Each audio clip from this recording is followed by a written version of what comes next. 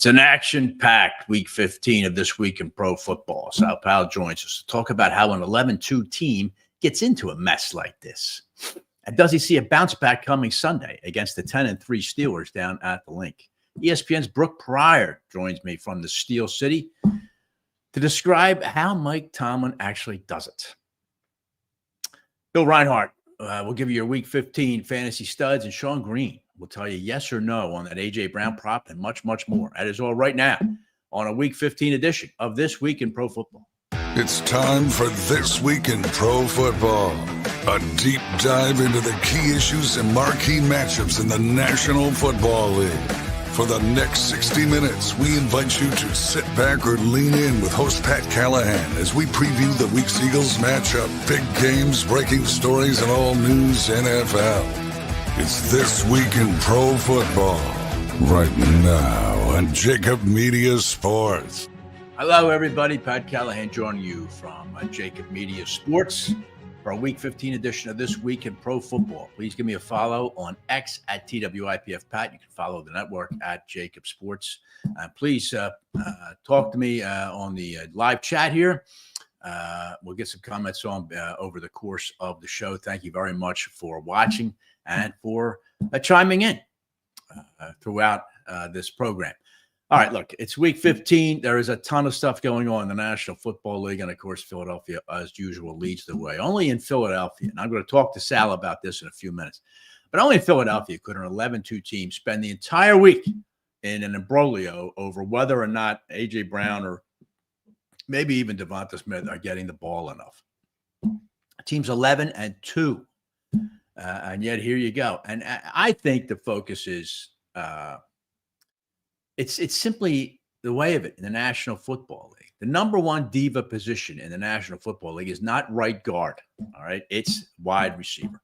In the very same week, Deebo Samuel came out and let it be known out in San Francisco that he's very unhappy. He's not getting the ball enough. He's only averaging 4 touches a game or whatever it is.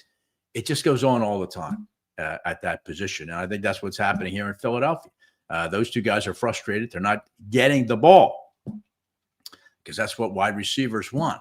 The fact that they're 11-2, and I'm not saying is secondary in the minds of A.J. Brown or even Devonta Smith. It's just that they want to be more prominent in the offense. And I'm telling you, we'll talk to Sal about it.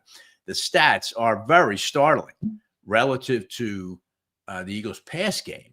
And again, Sal and I have talked about this in prior shows, is that when you get down to crunch time and the Eagles have first down at their own 17, they got 83 yards to go with a minute 50 seconds left and no timeouts. Is that pass game going to click in? And that's really the only question left, I think, anyway. But lots of people have weighed in on this. Elliott Shore-Parks posted a tweet earlier today that when they play together, Jalen Hurts and A.J. Brown are 37-8. So, again, I think we're manufacturing something here, and I'll be anxious to talk to Sal about it, who is live from NovaCare, and we'll talk to him about it. But I'm more interested in talking to him about the Eagles passing game, and we'll spend some time on that. As a bookend, Brooke Pryor from ESPN out in Pittsburgh, who covers the Steelers for the mothership, will be talking with us from the Steelers angle. I hope you stay for that. And I'm very, very much anxious to talk to Brooke about how does Mike Tomlin do it? This guy is really one of the best coaches in the National Football League. He's never won Coach of the Year, which is really bizarre if you think about it for a guy who has the kind of record that Mike Tomlin has. So it'll be interesting to talk to Brooke about that. And we'll also go through the rest of the Week 15 schedule. Some good games on the schedule. We'll talk to Sean Green about that. And, of course, Bill Reinhard will join me at the bottom of this hour to give you your Week 15 fantasy football outlook. I know many of you are in playoff games right now. And I'll tell you what, if you got Josh Allen, if you got Joe Burrow, if you've got any Detroit Lion running back, you're in good shape. And I guess, too, if you got Puka Nacua now, who went crazy. But some wild games going on in the NFL, and those are the guys to have if you're in fantasy football right now. All right, look, let's bring this guy on, Xander, if you might, live from NovaCare. He's kind enough to join me, and that's, of course, the great Sal Paolantonio, the host of the NFL Matchup Show and the author of How Football Explains America. Sal, how are you? It's a rainy, cold South Philadelphia, and the storm clouds are over this football team. Fittingly, the weather fits the metaphor, or the metaphor fits the weather, whatever you want to do, Pat. Yeah. You could. This is a Nathaniel Hawthorne novel at this point. Well, give me your take, Sal, on it. I mean, I don't want to, not the statistics. I'm going to ask you about the statistics in a minute. But I just framed it as your typical wide receiver divahood here for a team that's 11-2. Do you think it's any deeper than that? I do, actually, Pat. There is some diva element to this. But how do you define diva? It's a guy on a team that usually is the wide receiver who's not getting enough attention on the football field. This is a run-based offense. They have more called run plays per week than any other team. Thus, the volume has gone down to A.J. Brown. But if you dig a little bit deeper on A.J. Brown, let's dig a little bit deeper. And I sent you these numbers a little earlier this afternoon. Hurts is completing 72% of his passes thrown to A.J. Brown, averaging 12.5 yards per attempt, both the highest in their 3 seasons together. Brown is accounting for 32% of the Eagles' targets in 10 games he's played this season. That's the highest percent of his career. 32% of the targets go to A.J. Brown. Right. But when your volume is down, your production is down, and you're not getting the passing yards and points out of the passing game, it's a problem overall with the team. So I was just at A.J. Brown's locker about half hour ago. Brown talked to the media, giant scrum. If you go on to my Instagram, Sal Pal ESPN, I actually took a 1-minute video just of the media. All right. There were 36 cameras around him. And he tried to walk it back. He was in damage control mode. He basically said that he got the message out so that the problem would be fixed. Now, there's a first. Yeah. Use the dreaded Philadelphia media Right. to get your point across to your coaches. Right. Yeah. I don't know, Pat. It's a very, very dicey situation. Nick Sirianni held his weekly Wednesday morning team meeting. He said they tried to air it out a little bit. Jalen Hurts said relationship is good with A.J. Brown. The word was good, not great. I just think there is an issue here. And, Pat, they've only scored 17 points in the first quarter. Right. The whole season. Yep. That's the lowest in the National Football League.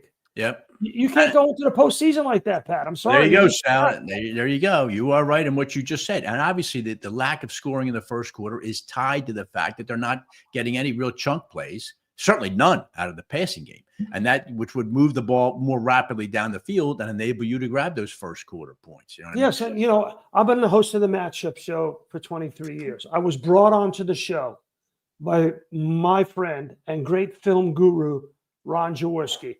And he would pound it into my head, Pat. You pass in the first quarter, you pass on first down. In the first quarter, you get vanilla defenses. You get the setup that you need. Teams adjust in the second, third, and fourth quarter.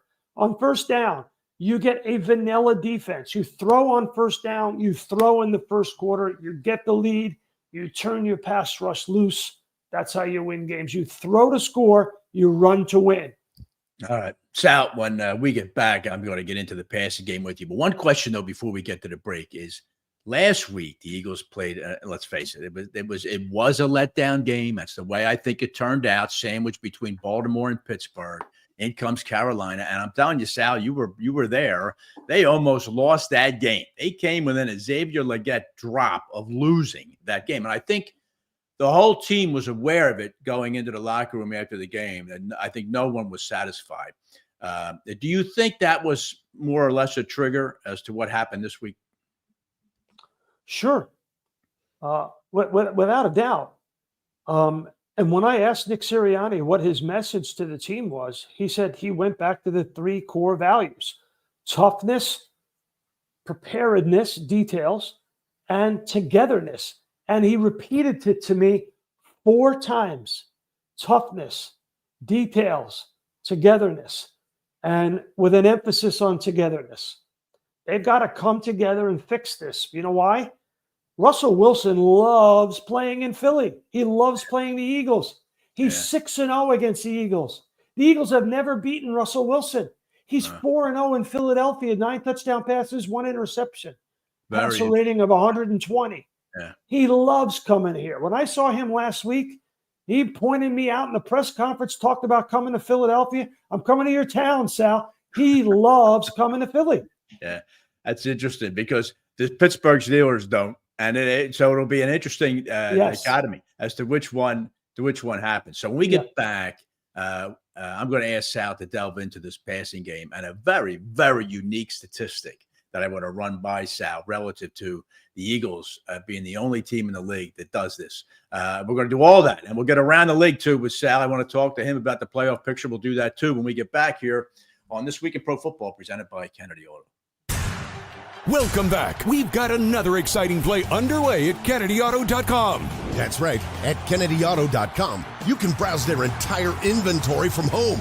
The customer is scrolling hundreds of Ford, Mazda, and Subaru vehicles right at his fingertips. He made his selection and got a bottom line price set directly to his email. He could go all the way. And the deal is good, all without leaving his couch. Incredible. KennedyAuto.com. Enjoy your ride. Discover the essence of true community banking with First Bank, your trusted partner across Eastern Pennsylvania and New Jersey. Their network of branches brings you convenient access to dedicated personal bankers who understand your unique needs. At First Bank, you're not just a customer, you're a valued member of the community. Additionally, they are excited to announce the opening of 2 new branches in Media, Pennsylvania and Trenton, New Jersey, bringing their personalized banking services even closer to you. Connect with any member of the team today at their Westchester office, conveniently located at 849 Paoli Pike, or call them at 484-881-3800. First Bank is an equal opportunity lender and member FDIC. Johnny Apple's Restaurant and Bar opened in 2001 and for over 20 years has been serving great food and good times to Bucks County residents, friends, and family. Ideally located at 184 Buck Road in Holland, Johnny Apple's offers a terrific array of steaks, seafood, and daily specials. They also host private parties and affairs of any size. For excellent food, great company, and a relaxed lunch or dinner, check out Johnny Apple's Restaurant at 215-953-9900 or at johnnyapplesrestaurant.com.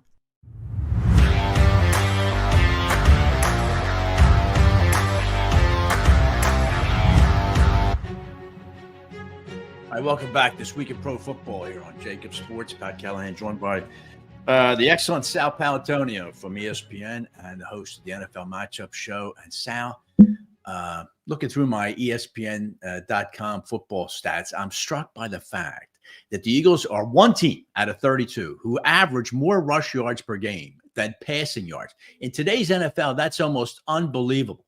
But the Eagles average 191 yards rushing each game, and they average 180 passing, which you just think nobody could do. Now, so is the passing game is part, or how large a part of the passing game's inadequacy is due to the fact that Saquon is so dominant? Pat, when you were reciting those statistics, I was getting weepy. I was thinking of Chuck Mersine. I was thinking of Paul Hornung. I was thinking of Jim Anderson. Chuck Mersine, the great fullback for the Green Bay Packers. That's correct. In the Ice Bowl, Chuck Mersine was the guy that got them down to the 1 yard line. Come on, Pat. Come on. That's right, Sal. That's right. Pat, come on. So waiver wire from the Giants. The Eagles are playing 60s and 70s football. They have turned back the clock. And can you win in today's NFL? Can you win like that? Well, it depends on who you're playing and where you're playing. So if you're telling me they got to go to Detroit and play in Ford Field where the Lions average 34 points a game, I don't see how they can do it. Right. Yeah. But if you're telling me, can they beat the Steelers here? I mean, they're favored by 4.5, which is astonishing to me. And it Right. really is, given the fact that Russell Wilson has had so much success against the Eagles. I know the Steelers haven't won in Philadelphia since 1965, October 24th, 1965. They've lost 10 straight, but that's over a long period of time, going back decades. Russell Wilson, in particular, loves playing here, and he's a 4.5-point dog. And, Mike Tomlin, as an underdog, has won 5 straight outright. Tomlin is an outstanding coach. You and I were talking about this a few weeks ago, the fact that he's never even won a Coach of the Year. How is that possible? I know. Isn't it an amazing thing? The guy's 191 and 113 as a head coach, 628 winning percentage. I sent you Mike Tomlin's press conference. Yeah. I could listen to Mike Tomlin read the Manhattan phone book. Yeah. Yeah, Mike Tomlin he's an extraordinary coach, and Sal, it's an organization that doesn't make a mistake at the head coaching job. It's very admirable the way the Steelers do it. Sal, I want to ask you this though. Much was made last week in the media about Jalen Hurts seemingly reluctant to pull the trigger in a number of plays against Carolina, where he's got the time to throw. The receiver's breaking open or the receiver's making his turn. The ball is not being released. The Saquon issue aside, how do you see the Eagles' passing game? And is it something that they could all of a sudden just, snap their fingers and turn around? No, they got to turn it around because you're right. All you got to do is go on the internet and look at Brian Baldinger, look at Dan Orlovsky, look at some of those guys who break down film in detail. Greg Cosell, my compadre on the NFL Matchup Show. And they will show you sail routes, deep over routes, deep post routes where A.J. Brown is wide open. And they have a passing concept where they layer a slot receiver, a receiver wide, a receiver crossing. They got a guy in the flat, a guy in the middle, and a guy deep.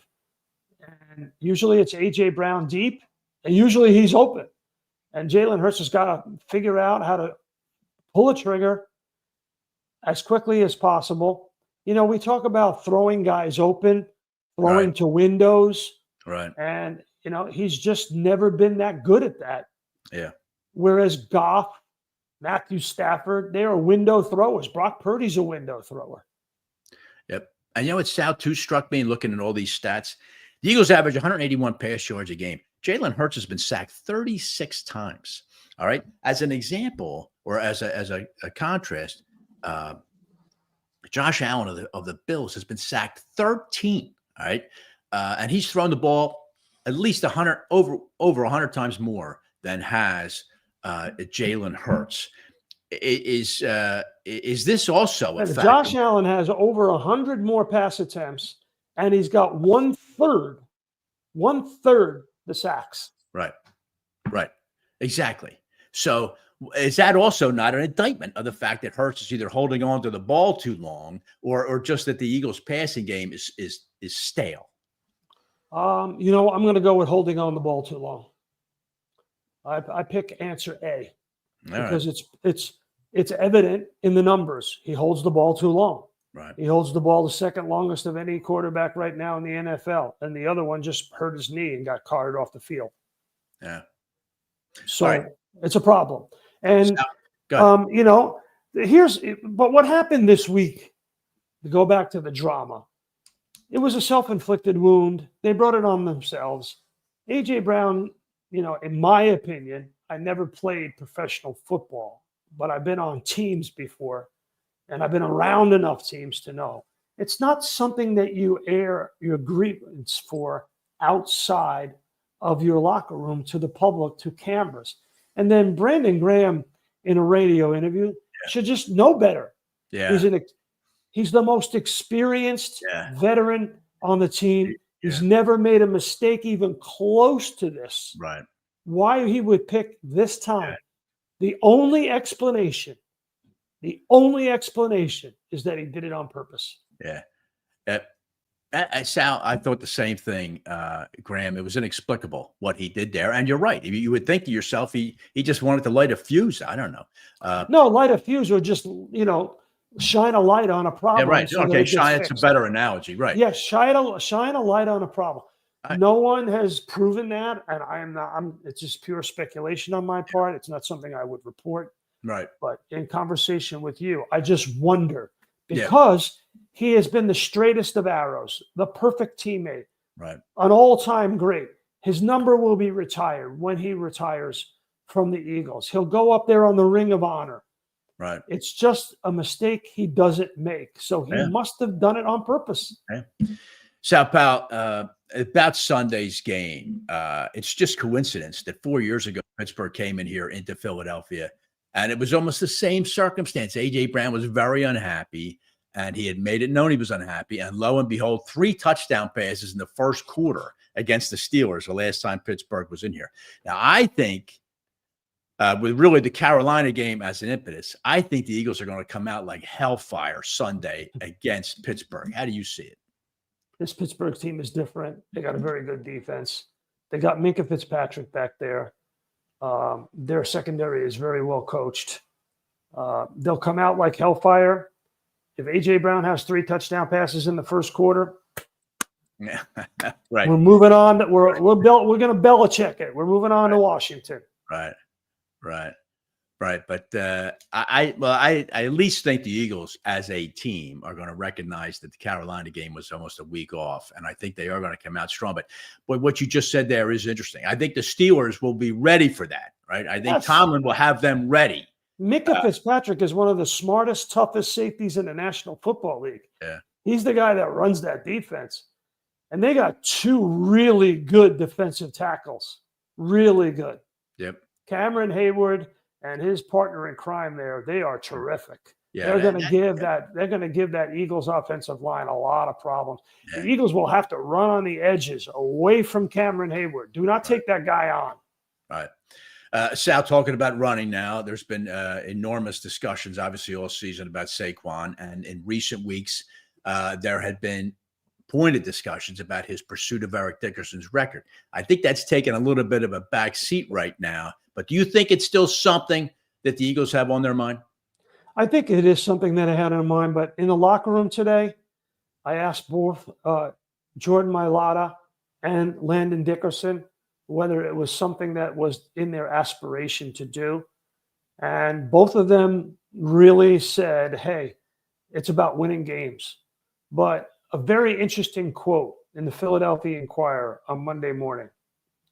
If you go back and look at the post-game stories, Saquon goes up to Jordan Mailata, and Saquon had just set the Eagles' single-season rushing record, beating LaShawn McCoy. And Saquon goes up to Jordan Mailata and says, quote, let's go get ED. Let's go get Eric Dickerson. How about that? Yeah. I tried to get somebody to admit that today, and nobody would. But it's in black and white in the Inquirer. Let's go get ED. He needs Barkley, what does he need? He needs 482 yards in 4 games. That's right about where his average is. I think he wants to do it in 3. If he does it in 3, it adds an air of legitimacy to I it agree that with he you, did in Sal. 16 games. I agree with you wholeheartedly about that. I think you're right about that. All right, you're I'm going to ask the CFO. 482 divided by 3. What is it? It's 160. So he's got to.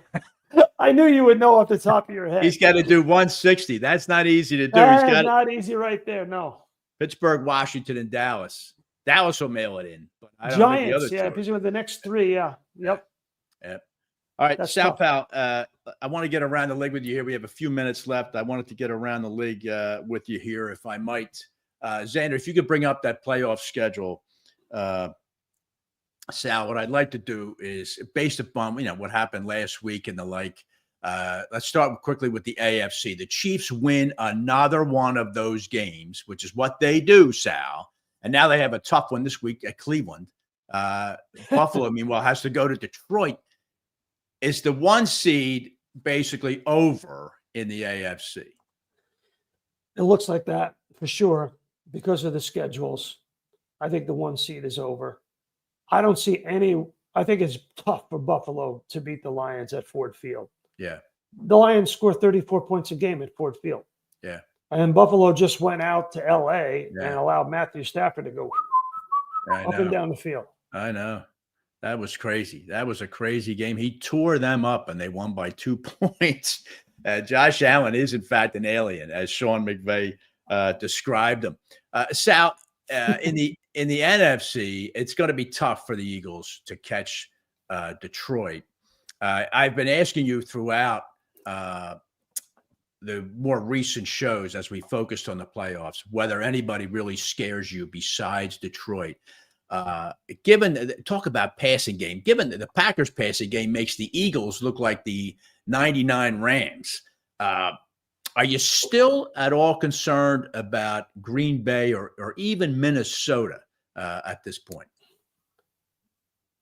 I'm concerned always about Green Bay. They just seem to play the Eagles very tight. The other team, well, I'm going to say it, the Bucks. The Bucks have a great passing game. They do. Yeah, and the Bucks lit up the Eagles. Yep. Baker Mayfield will be a tough out in the playoffs. He will. All right. I mean, that game, if it holds now, as you're looking at it, as I'm looking at your playoff picture here on This Week in Pro Football, and of course, this is a major violation of the show, but we'll do it anyway. Bucks at Vikings, that's a game I'm watching. That is a game I am watching. Yeah. Interesting. So who do you like in the NFC West? That is a absolute crapshoot out there. Seattle has a 1-game lead right now over Los Angeles and Arizona. I just don't believe it. I don't believe in the Cardinals at all. Do you think Arizona can limp to the finish? I mean, Seattle can limp to the finish line here? Well, their defense is pretty good, Pat. Look at the numbers. Yeah. They're very good at taking the ball away. Their pass defense is good. Mike McDonald, who came from Baltimore, has turned around that defense just in the last 6 weeks. Now, if Geno Smith doesn't turn the ball over, they'll beat the Packers at home. Looking at if they're the 3 seed, the Packers have to go there. They will beat the Packers. Their defense is good enough to beat the Packers. Yeah, I think so too. I'm not at all sold. I think Jordan Love has seriously regressed. I like that. Yeah, that Bucks Vikings game. You're right. That would be a heck of a game if 2024 Sam Darnold keeps showing up. Yeah, for sure.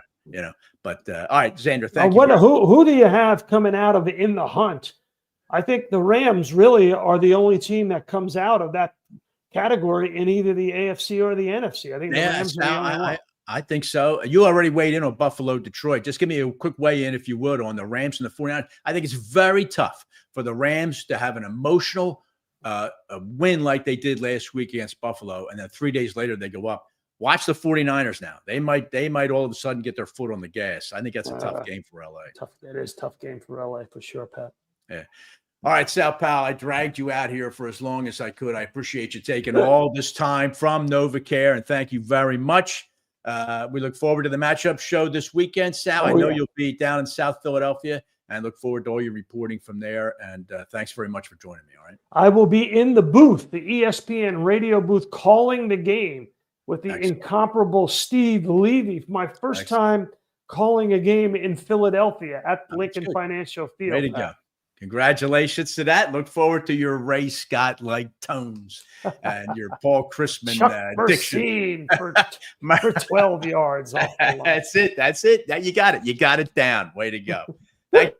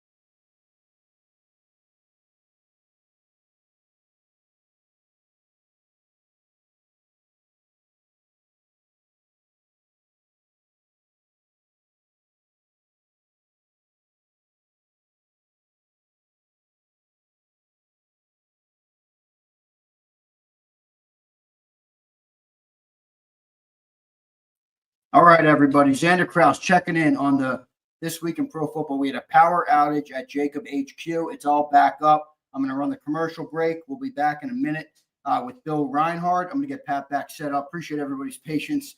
Sorry about that. A little power outage in the middle of a live show. Doing it live, everybody. We'll be right back. What on earth are you doing? We have dinner reservations in 15 minutes. I'm trying to figure out who to start in my fantasy football lineup. Every website I check has a different opinion. It's driving me crazy. How do you set your lineup so fast? I have a secret weapon that will blow your mind. Wow. What's the secret? I've been using fantasyguru.com for all of my fantasy football decisions. Fantasyguru.com? Isn't that with that crazy guy, Jeff Mans? You mean the legendary fantasy guru, Jeff Mans? He's a genius. Fantasyguru.com has everything you need to dominate your league. Starts, sits, busts. It's like having a fantasy football expert panel in your corner. Wow, fantasyguru.com. But I feel like you're cheating on me. How do you think I won our league last year? Fantasyguru.com. It'll feel like you're cheating, but you're not. Join fantasyguru.com today. Use the code NEW30 for 30% off instant savings. Evolution Energy Partners has helped hundreds of businesses save millions of dollars on their energy spend. They offer electricity and gas procurement strategies, efficiency audits and engineering and financing solutions, as well as online utility bill management. To learn how your business can save, visit www.evolutionep.com or contact Chuck Herschella at 610-329-8288. Evolution Energy Partners, energy solutions to improve your bottom line.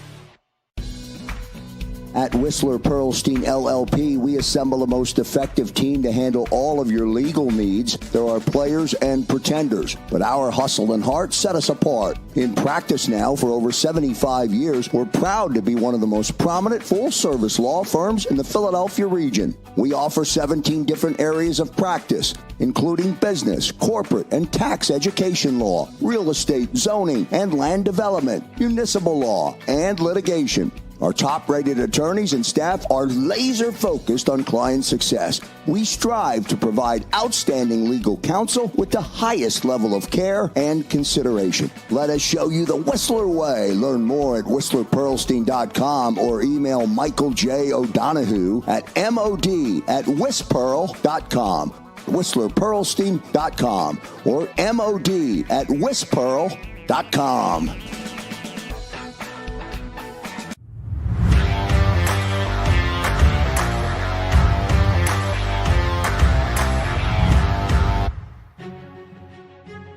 All right, welcome back here this week in pro football. A little bit of a power surge there. Of course, Xander Kraus gets it fixed, and thank you very much for your patience there. And thanks very much to the patience of this gentleman who is going to join me now to talk a little fantasy football, and that is, of course, Bill Reinhard from fantasyguru.com and the New York Daily News. Bill, how are you? I'm good. I thought you hung up on me there for a second. I can get my ex-wife hang up on me. I don't need you to hang up on me too, pal. Come on, Pat. No, Bill. I'm with you. And I tell you, I should read some of these comments on the live stream about that ad you're doing. That's going to take some work, Bill. It's going to take some work to reestablish your reputation here amongst Madison Avenue. It's a beauty. Come on. I was an advertising major at Syracuse. This is what I do, Pat. Come on.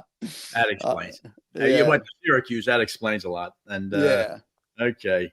All right. Listen, Bill, I was saying at the top of the show about how, oh my God, I like watching that game Monday night. I'm just saying to myself, like the Cowboys, as a long-suffering Justin Jefferson manager, and he finally did show up. He did. Yeah, after you texted me, he showed up, just so you know. I'll be texting you nonstop this week. Can we cover Jamar Chase? I mean, is that legal in the NFL? I don't even understand it. I mean, you think Joe Burrow is going to look for their tight end here? I mean, he throws the ball 25 times a game to Jamar Chase, and yet there he is, wide open. Wide open. It's like he's got like this force field around him, or the the cone of silence. No one could go near him or get close to him. And I even saw, at one point, Burrow threw like a token pass to T. Higgins in the end zone. Just so I was like, oh, well, you had to do that.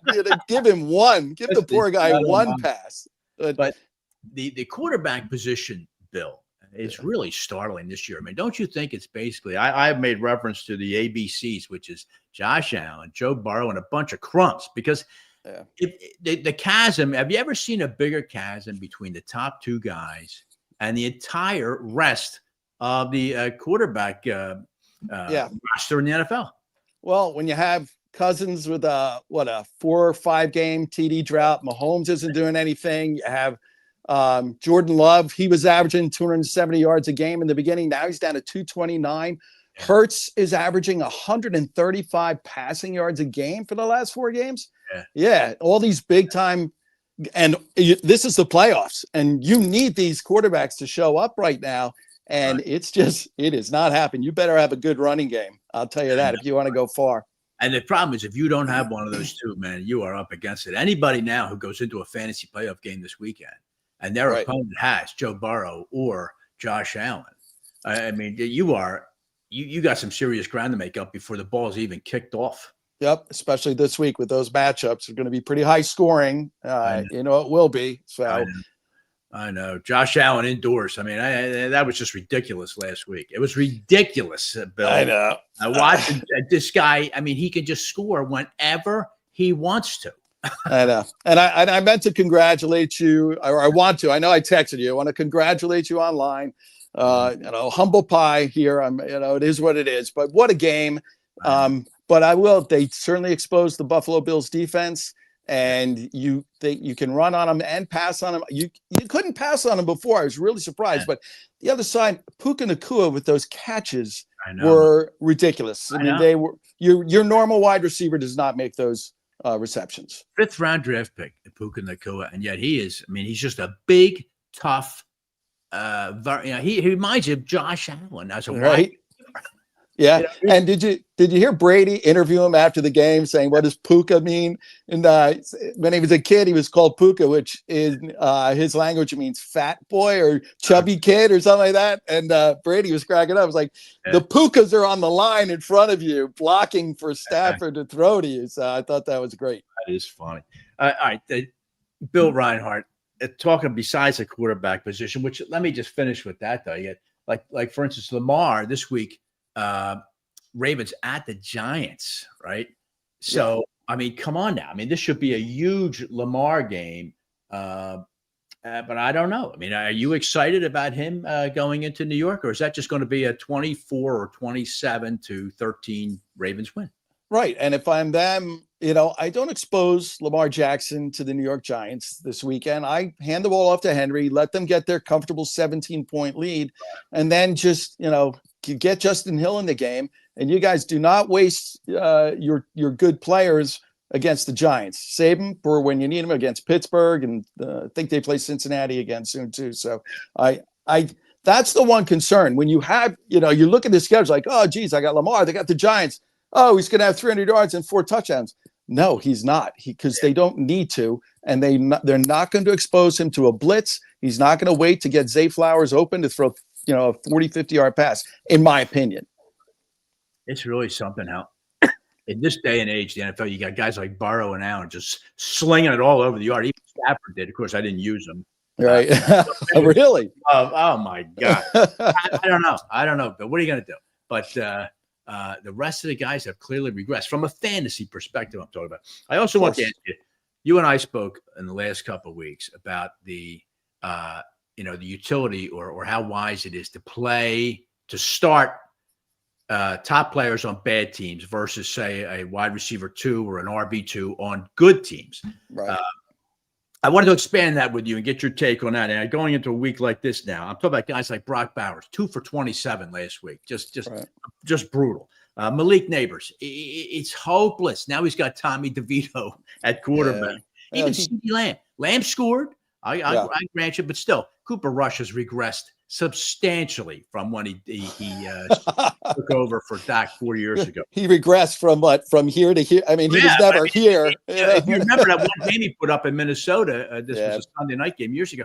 But where do you find the confidence to say, yep, I'm going to trot that guy out there, even though his team is 2-10? Well, I went back and I looked because we did talk about this last week. And of the top 20 receivers, like that I have in my top 20, 12 of them are with teams with losing records. It's really hard. Like, so would you consider Cooper Kupp the number 2 receiver on the Rams? Yeah. Am I going to start Cooper Kupp over Garrett Wilson of the Jets? Yes. So maybe that's a good example of what you're talking about. I think it is, Bill. I think it's an excellent example of that. Even a guy like what's the name of the second receiver on the Jameson Williams, right? Jameson Williams. Yep. Yeah. I'm going to look at him way over, say, a Brian Thomas at Jacksonville or Devontae Adams right now for sure, right? Yeah. Or Malik Neighbors. Yeah. But, to your point. So, yeah.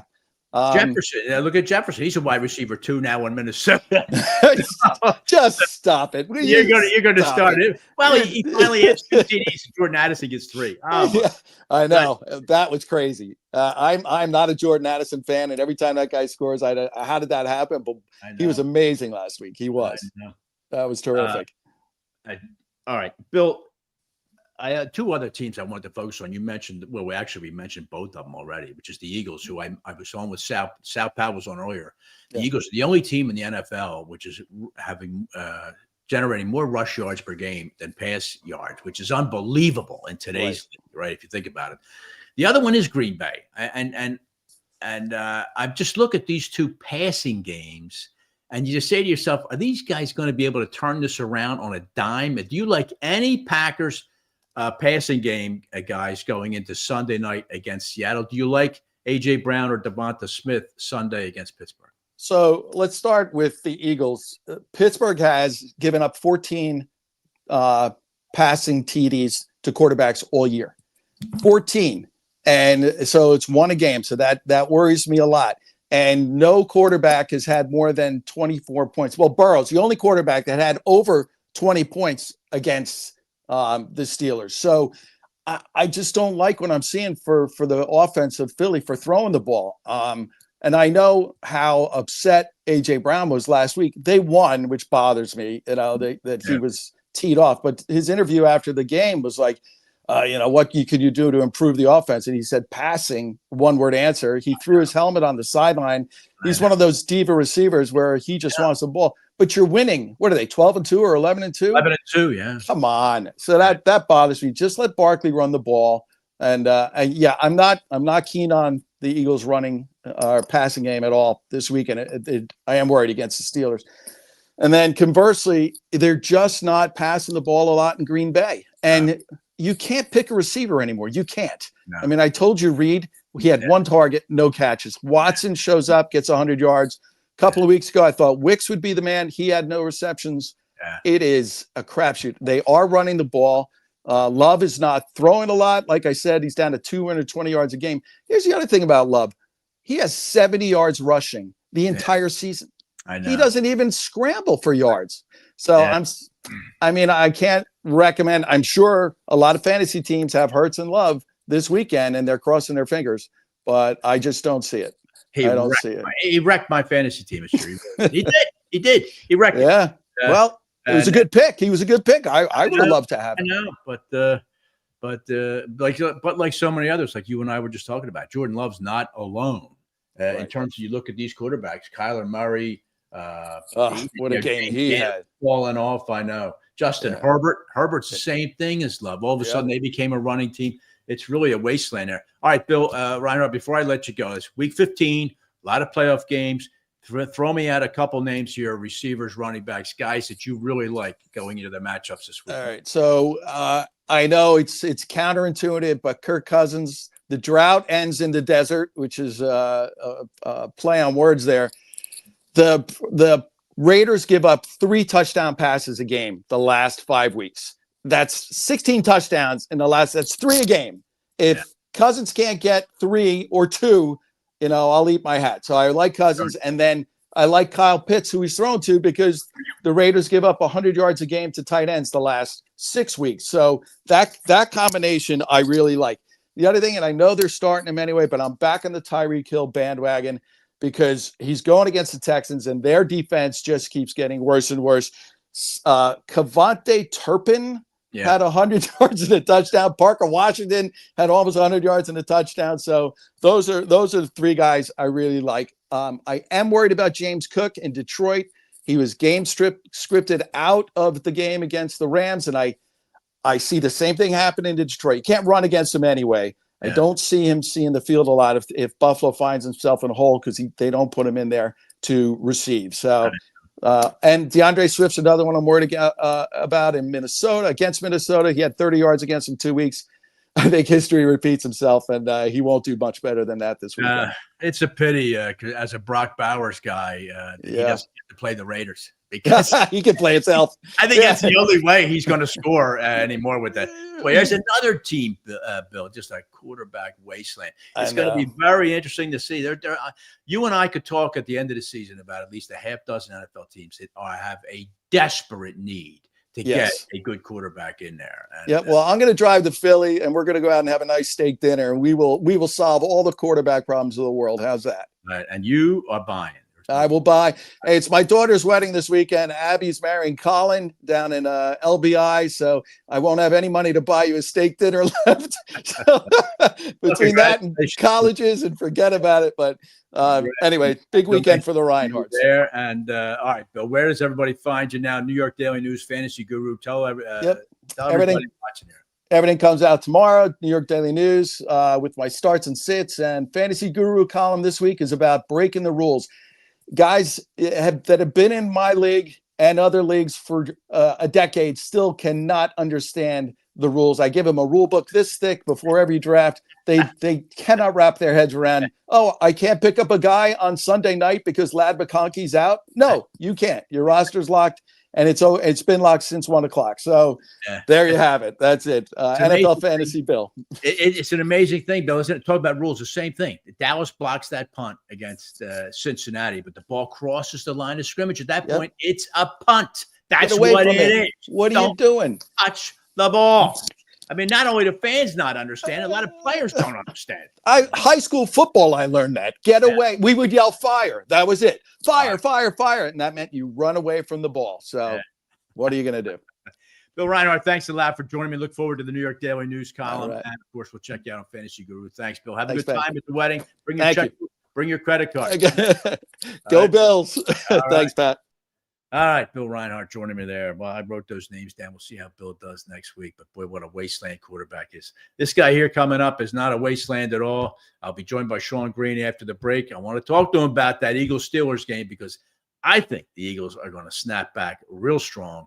We'll get Sean's opinion on that and some other key Week 15 games. That's next on This Week in Pro Football.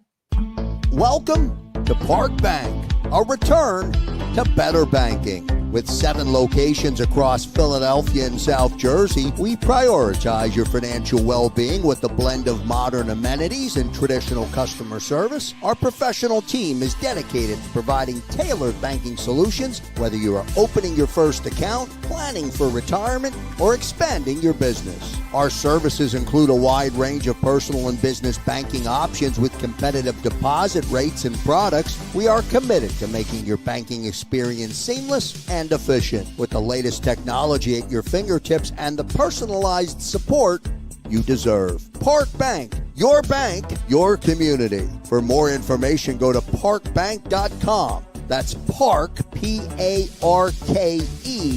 bank.com. Member FDIC. Concrete Cutting Systems Incorporated is the concrete cutting specialist in the Philadelphia area since 1995. And they've become the specialist in the Pittsburgh area as well. These guys are celebrating 28 years as the industry leader in the field of concrete cutting and robotic demolition. So if you have a project that requires any type of concrete cutting or drilling, concrete demolition, or interior excavating, call the specialist, Concrete Cutting Systems, located at 2514 Orthodox Street in the heart of Philly. Call them at 215-533-0652. With a fleet of over 70 service trucks, Concrete Cutting Systems Incorporated is always ready to service all of your concrete cutting, drilling, and concrete demolition and highway sealing needs. These guys are the only full union concrete cutting company based in Philadelphia. So don't delay. Call the boys today at 215-533-0652. And be sure to check them out on Facebook and Instagram at CCSINC_Phila or on the web at concretecuttingsystems.net.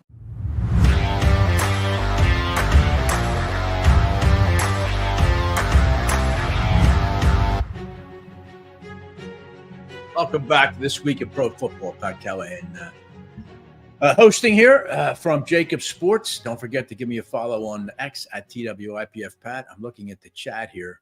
And so if there's any comment you want to make, fantasy or now, this guy's going to be joining me if you've got any questions about what lines you might like or what props you might like. This is the guy to answer the question. That's the great Sean Green from the Sports Gambling podcast out there in the West Coast. Sean, how you doing?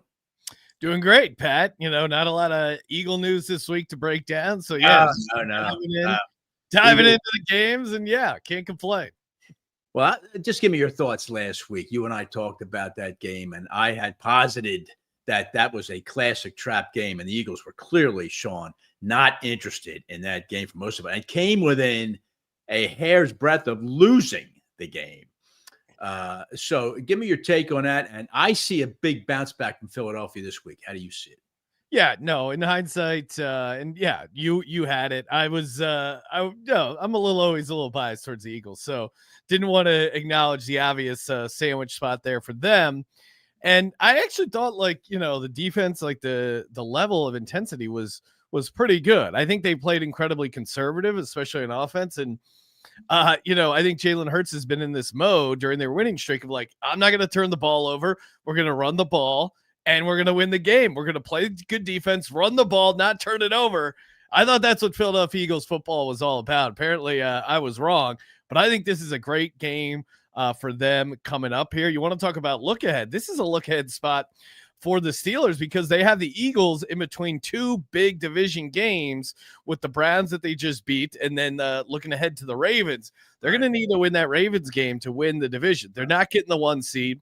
In some ways, this game is meaningless for the Steelers. They can lose this, but if they beat the Ravens, that's what matters. And matchup-wise, I think the offense for the Eagles are going to be able to move the ball against the Steelers. The Steelers have a good defense, but it really relies on them being able to get a pass rush. And with the Eagles offensive line, I don't think they can. And you've seen a la what Cincinnati did and some of these other teams, you can expose the Steelers back end. And I expect A.J. Brown to have a massive, massive game. It's funny, though, you mentioned about the Eagles offensive line. They're just so dominant running the ball. But because of the way Jalen Hurts, he is holding the ball, Sean. And the Eagles are only 22nd in the league in sacks allowed with 36.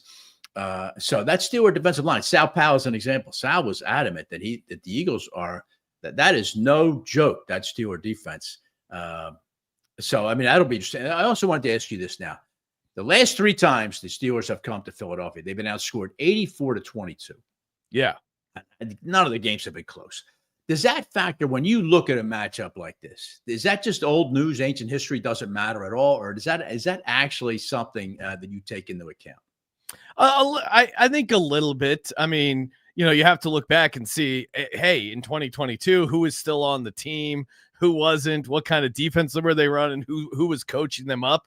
There are some similarities between the 2022 matchup where the Eagles destroyed the Steelers 35-10 and what you're trotting out here. The history stuff I think is more interesting for division games and stuff like that. But, some of the games that go farther back, I don't really factor that in a ton. Okay. All right. You're right. That was a 2022 game. That's interesting. All right. I know you jumped on the under Rams Bills. I know that was your pick of the week. Man, that game was ridiculous, wasn't it? And wild game. I thought the Bills would take care of the Rams, but maybe the Bills were a little asleep at the wheel there defensively. Certainly, Puka Nacua was just unguardable during that game. I know. And if you can give Stafford time, he can get the ball downfield. Stafford was dialed in Sunday. I tell you, when he's dialed in like that, that guy is a top tier NFL quarterback still. But it's just been almost a completely rare occurrence for the Rams this year. We'll get to that game in a minute. I want to circle back Eagles Steelers, Sean. We had talked about, like you said, you joked the Eagles not much in the news. Believe me, it's been all over the news here in the Philadelphia area that the passing game is inadequate right now. And how much of that is because the run game is so dominant. But I think they're going to force feed the ball to AJ Brown. That's what teams do with these diva wide receivers. So I'm looking at that AJ Brown prop. What are your thoughts on that? Yeah, no, last time he complained about getting the ball, they rattled off 6 straight games with 125 plus receiving yards. So he's very good, but it's, they can't, what are you going to do? Not give Saquon Barkley the ball? He's still leading the team in targets by a decent margin. It's just they also are very good at running the ball, and Hurts is playing it close to the vest. Anything that's not close, he's holding on to. And I think he's, especially when you're playing an inferior opponent like the Panthers, the only way the Panthers get into that game is if Hurts throws some interceptions or he fumbles. So the Steelers being a better team and all the noise surrounding it, I think they're going to be more aggressive in the passing game. And I do think if you go back to the last time AJ Brown and the Eagles played the Steelers, they lit him up. He had 6 catches for 156 receiving yards and 3 touchdowns. Yeah. Now that's a career game, but him getting 2 touchdowns, I like him getting involved in the offense. The catch prop, I think, is going to be big. I mean, he was open. Hurts is just playing it conservative. I think he's going to let it rip a little bit more here. One of the guys in our chat room, Pat Ryan, he posted up here that Puka is just built like AJ Brown. It is true if you think about those two guys. It's interesting which one is really the better receiver. Man, Nakua is just a 5th round pick. He's just been an absolute marvel. How did he fall to the 5th round? I understand how he missed on quarterbacks because there's a lot going on there, but a guy like Nakua, he's a technician. He has the raw speed, skill stuff. Like he kind of checks so many boxes. How did he make it? I don't know. It's an interesting thing. And the Rams have a history with that. Cooper Kupp was a 3rd round pick. Yeah, they're both like small school guys. Yeah, it's very interesting. But I think Brown he's gonna bust out. I do think it because Sean, the Eagles have got to get this passing game going. What you said is right. Why do I understand it when you're running the ball like that, but you get into a track meet in Ford Field in January in the NFC title game. You're going to have trouble all of a sudden just plowing ahead with Saquon. They have to demonstrate that they can go 75 yards in a minute and a half. Haven't had to do it or haven't done it really all season. Yeah, I mean, I think people. I've heard that, and I would say, look at that Ravens game. They got down 9-0. And they were still able to work in the run with the passing game. That's the thing. Like the running game is so effective with Saquon. They can fall behind and they don't have to abandon the run. But to your point, I don't think they're maximizing the passing game. And I think the Steelers might be a good opportunity to do it. If they can block up that front 7 of the Steelers, because it's, their pass rush is legit and TJ Watt is a beast. Yeah. That's going to be a fun game, but you pointed out, that's a good point you made, that it's really not a must-have game for Pittsburgh as much as it could, because next week really is the one that matters to win that division. All right, Sean, let's look at a couple of games this week. First off, Philadelphia is the Eagles are 4? 5.5 now. 5.5 Philadelphia over Pittsburgh. It's a big number. What are your thoughts? Yeah, I mean, normally, I always take Tomlin as a dog, but I do think this is because of the noise, this is like a nice spot for the Eagles. Now, I worry about the week after for them, maybe a letdown spot, but I think they get up for this game. They're hearing all the chatter, and I think you're going to get a full effort from a team that in some ways needs it. And then to my point earlier, like Steelers don't need this game. Yeah. Xander, can you bring up that Week 15 schedule for me? We could talk to Sean about it. Let's start with the Thursday nighter, Rams at the 49ers.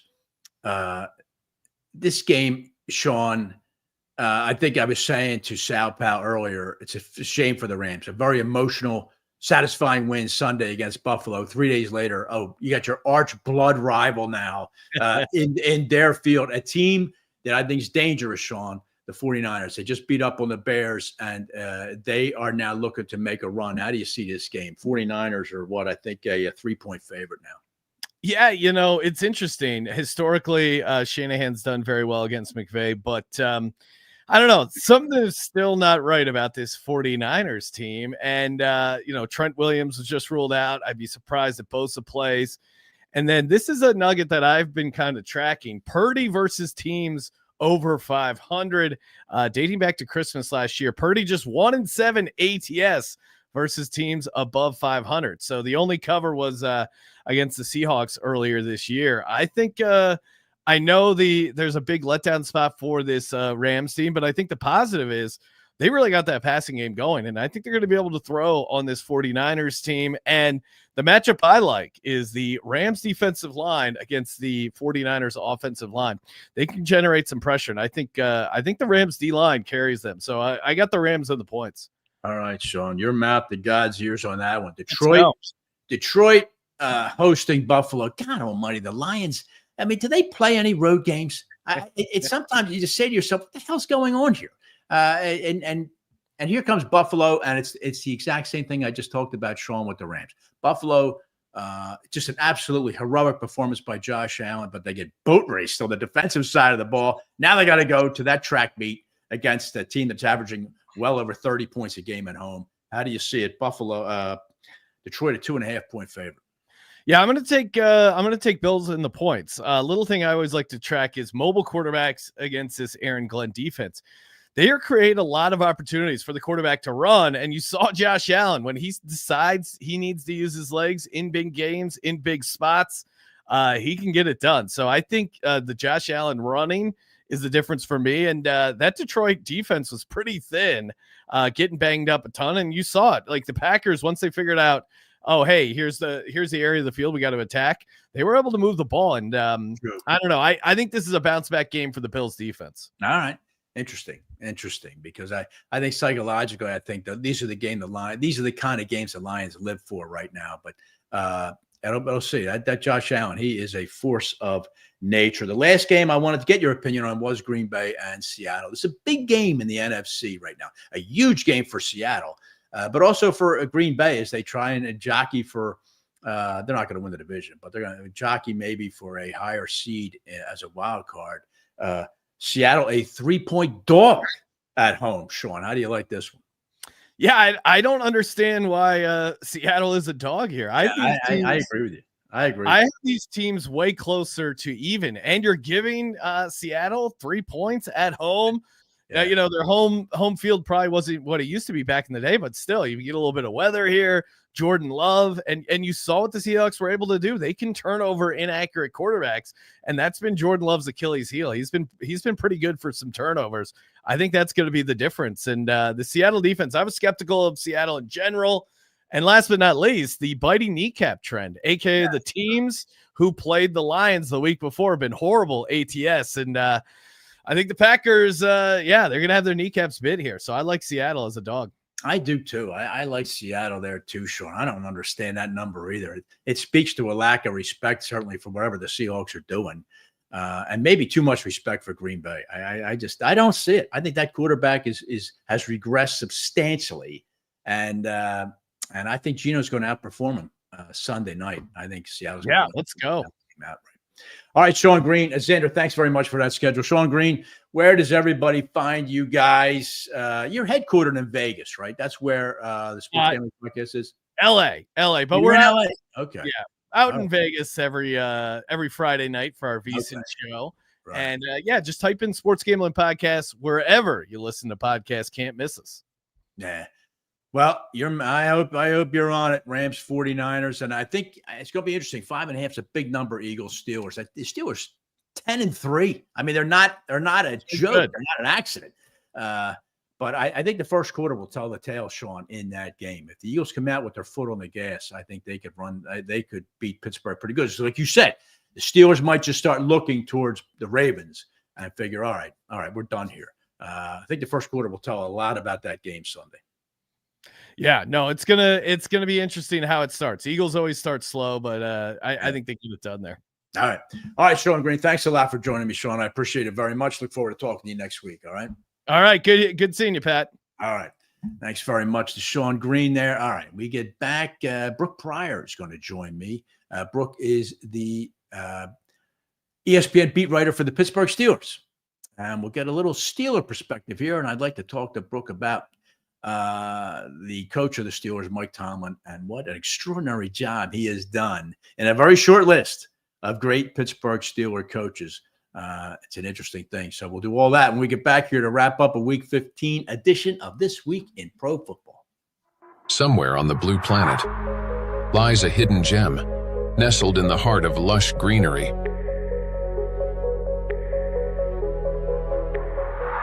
Where the game of golf takes on a new meaning. At Spring Mill Country Club, we offer an unparalleled golfing experience. Our meticulously maintained course is designed to challenge and delight golfers of all levels. But that's not all. Spring Mill is also the perfect venue for your most cherished celebrations. From intimate gatherings to grand weddings, our elegant banquet facilities provide the perfect backdrop for your special day. With exquisite cuisine, personalized service, and breathtaking surroundings, every event at Spring Mill becomes a cherished memory. Let us be a part of your journey, whether it's a round of golf, a celebration, or a once-in-a-lifetime wedding. Spring Mill Country Club, where every moment is extraordinary. Visit us today and create your unforgettable story. Welcome back. We've got another exciting play underway at KennedyAuto.com. That's right. At KennedyAuto.com, you can browse their entire inventory from home. The customer is scrolling hundreds of Ford, Mazda, and Subaru vehicles right at his fingertips. He made his selection and got a bottom line price set directly to his email. He could go all the way. And the deal is good, all without leaving his couch. Incredible. KennedyAuto.com. Enjoy your ride.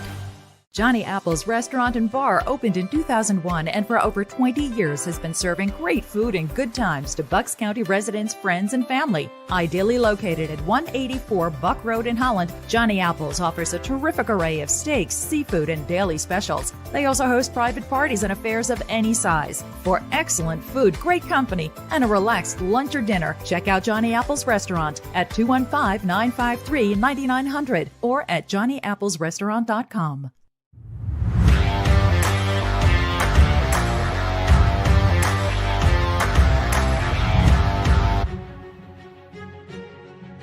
Back here this week in pro football. Pat Callahan joining you, and very, very pleased to be joined by Brooke Pryor from ESPN out of Pittsburgh. Brooke covers the Steelers for the network, also worked at Kansas City, and also covered Baker Mayfield, University of Oklahoma. Brooke, thanks very much for joining this week in pro football. Of course. Thanks for having me. Yeah, I got a little relic of my Oklahoma days behind me. Got a little Bob Stoops bobblehead, always watching everything I do. I can't, Brooke. I just watch college football nowadays, and I say to myself, what sport is this? When the Big Ten has 18 teams in it, and this name, image, and likeness, and players just saying, if you don't ante up, I'm heading over to down to Florida State, or I'm going to. It's the landscape of college football is completely lunar to me right now. How do you see it?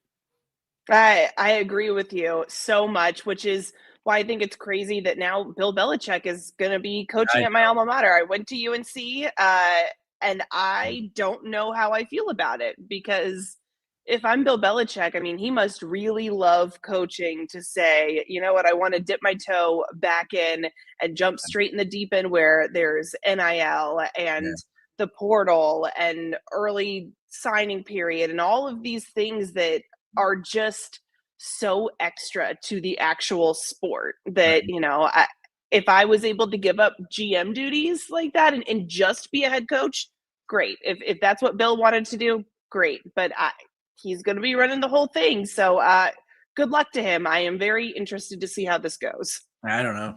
You're right. I don't understand. I think he just felt jilted by the NFL, so he figured even let me get back in it. But I'm not sure that's a great marriage, Bill Belichick and college football. But Brooke, let's get to I want to talk about these Pittsburgh Steelers Our show is centered around the Philadelphia area, so that's a huge game this week, one of the marquee games of the week, 10-3 Pittsburgh at 11-2 Philadelphia. But I want to start, Brooke, if I might, with Mike Tomlin. Here's a guy, 191 and 113 as a head coach, and he's never won Coach of the Year, which is amazing if you think about it. I just wanted you to just maybe expand. What are the traits that Mike Tomlin has that enable him to be so successful as a head coach? Well, Pat, I think the coolest thing right now about just how the season is shaking out is that the Steelers are on Hard Knocks, which is giving people an opportunity to see the things that Mike Tomlin does so well that has endeared him to so many players. And I think it's that he's a true players coach. And that doesn't mean he's sugarcoating things or, he's giving people a rosy view of their situation. He is very transparent with the players in his locker room, and everything he does is with the players at the forefront. He said that to me many times when I ask a question about, George Pickens, for example, how he was going to deal with all of George's increased penalties and the costly ones, and if he had a problem with it. And he said, if I do or don't, it's not something that I'm going to share with you because it doesn't further my agenda or help me out in developing this player, in working with the guys in the locker room. And so I think that for him, he has built such a relationship with players over the decades that he's been a head coach and been in the league that players really feel like they can trust him and that they buy into what he's selling. And that's why he's able to get so much out of the locker rooms that he coaches, out of the team that he has this year, why I think he's helped kind of reinvigorate Russell Wilson.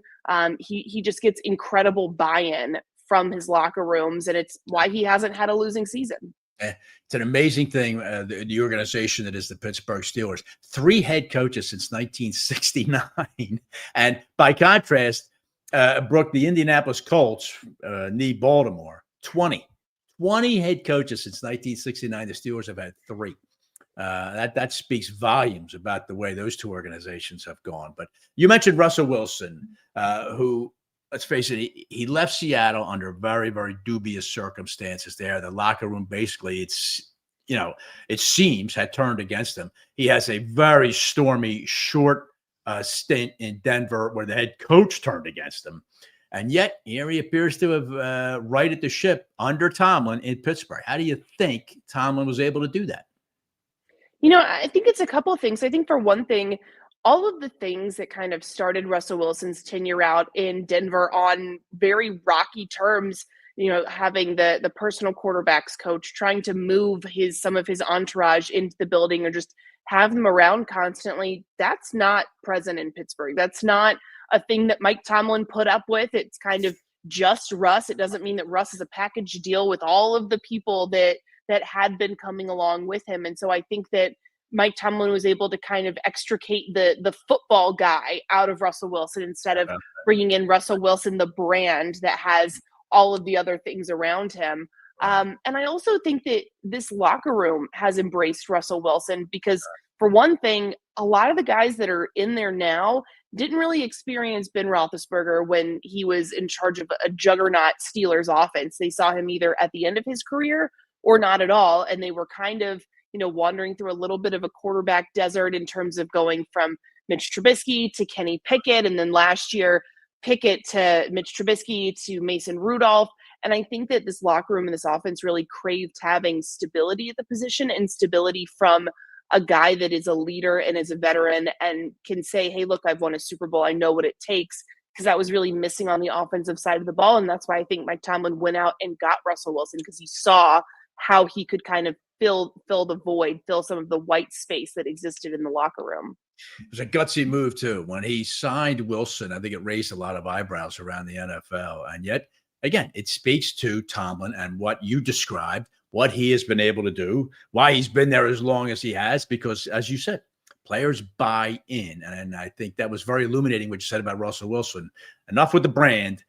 Let's go win games. And you can see hints now of the old Russell Wilson, the way he is making plays now in the pocket. He has a unique ability to move around within the pocket and still manage to zip the ball to a Freiermuth or somebody down the field. And it's really paid off for the Steelers. Yeah, it has. I think that that's what was really missing from their passing game. I think that Justin Fields did a really good job in the first 6 games of the season, but he had a little bit, I think, of some of the same issues that, ultimately did in Mitch Trubisky when he came in and started the first 4 games. And that's that you're kind of looking over your shoulder a little bit because you know that the guy that the team wants to start, or in this case that Mike Tomlin had tapped as the starter, is going to come in at some point, and you don't know when that is, but you want to do what you can to prolong your time starting. And so that means being maybe a little bit more conservative in the passing game. I know Justin Fields had the knock on him that he made too many kind of dumb decisions, turn the ball over, have turnover worthy plays, and he really emphasized eliminating them as much as he could, but that meant that he wasn't taking some of the same risks that we're seeing Russell Wilson take now. And let's be honest too, as good and as electric as Justin Fields is, he doesn't have a Russell Wilson moonball. Not many people do. That's why it's his signature thing. And that's, I think, his willingness to throw the ball, to stretch the field, to have some vertical threats is what is really, I think, made this offense come alive and kind of hum so well right now. All right. Talking with Brooke Pryor here from ESPN in Pittsburgh. Brooke, the Steelers sit at 10-3, 2-game lead now over the, I guess you have to say, somewhat disappointing Ravens now at 8-5. Now, the last 4, though, for Pittsburgh, Brooke, at Philadelphia, at Baltimore, home to Kansas City, and home now to a Cincinnati team that is any given Sunday. They could cause you a lot of trouble. Are the Steelers ready for this gauntlet, do you think, as far as the last 4 games of the season?